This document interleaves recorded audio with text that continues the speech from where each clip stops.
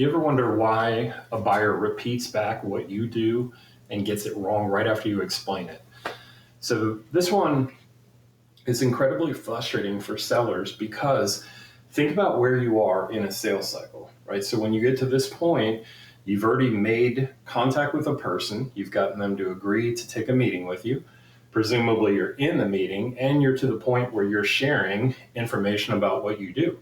So this is a legitimate opportunity, this is a legitimate at bat, and that's exactly what sellers want. So the problem here is that despite all that positive, you are to the point where you're explaining what you do, and buyers intuitively, when they hear new information, a lot of times they try to recap it in their own words, which is good. That means they're internalizing it, they're thinking about it. But in doing so, it's kind of like they overly simplify what you do.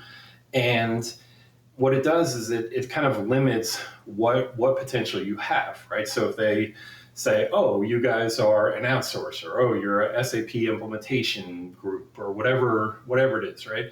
It tends to be the simplest version of what you do.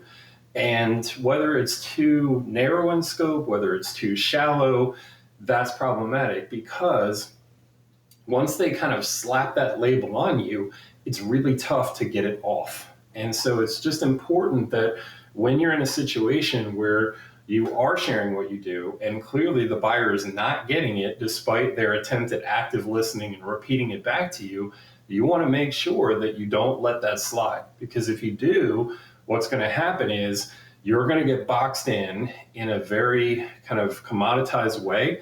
So later when you try to show, oh, we do this, or we also have this, etc., they're not going to hear it because you are already anchored in their mind. So there's two things to keep in mind here. One is you want to make sure that your first attempt is your best attempt, all right? So when you are articulating what you do, you really want to think about what is the absolute clearest language that I can use. And so I think oftentimes sellers try to think about, hey, what's a clever way I can say it? Or what's, so they think from their perspective to be able to say, here's what I want to share. And what they're not thinking about is, am I saying it in a way that kind of lowers the cognitive effort for a buyer?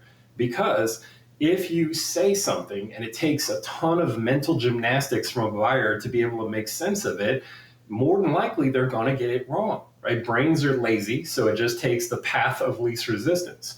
So you can imagine if, this is all of what you do, when a buyer comes back and says, oh, that you guys do this, right? And so they do that repeat, more than likely it's just a very surface level where they're just seeing this, right? And so all the other stuff you do, it kind of gets lost.